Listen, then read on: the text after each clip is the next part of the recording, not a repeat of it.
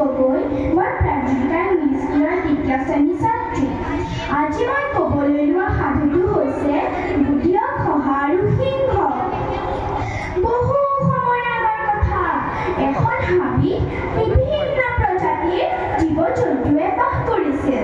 গোটেইবোৰ জীৱ-জন্তুৱে মিলি-জুলি জীৱন অতিবাহিত কৰি আছিল। সদায় আবেলি নদীৰ পাৰত দুখ-সুখৰ কথা পাতিছিল আৰু খেলা-ধূলাও কৰিছিল। এদিনাখন সেই হাবিলৈ এটা সিংহ আহিল। সিংহটোৱে গোটেইবোৰ জন্তুক দেখা পাই ক'লে, "আৰে বাহ, অহৰে অহৰ দেখোন। মই আজি প্ৰায় হাবিতে থাকিম আৰু এই গোটেইবোৰকে মাৰি খাই মোৰ পেট ভৰাম।" গোটেইবোৰ জন্তু ভয়ত কঁপিবলৈ ধৰিলে আৰু নিজৰ নিজৰ ঘৰলৈ গুচি গ'ল। পিছদিনাখনৰ পৰাই সিংহই এফালৰ পৰা গোটেইবোৰ জন্তুক মাৰি খাবলৈ ধৰিলে।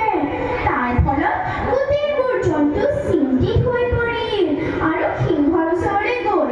হৰিণা পহুটিয়ে ক'লে, "সিংহ মহাৰাজ, আপুনি এইদৰে গোটেই দিন চিকাৰ কৰি থাকিলে এই হাবিখনৰ গোটেইবোৰ জীৱ-জন্তু কেইদিনমানৰ ভিতৰতে নাইকিয়াই হৈ যাব।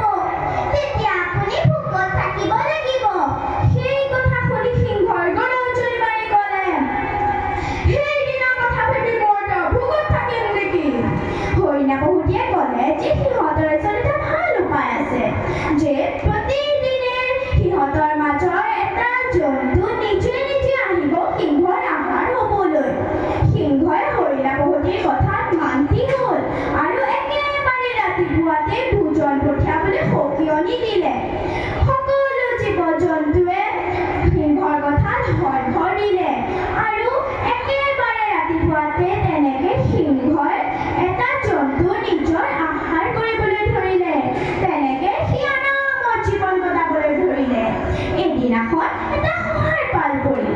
শহাটো বৰ বুদ্ধিয়ক আছিল। সি এটা বুদ্ধি বান্ধিলে। সি জানি বুজি সিংহৰ গুহালৈ বহু পলম কৰি গ'ল।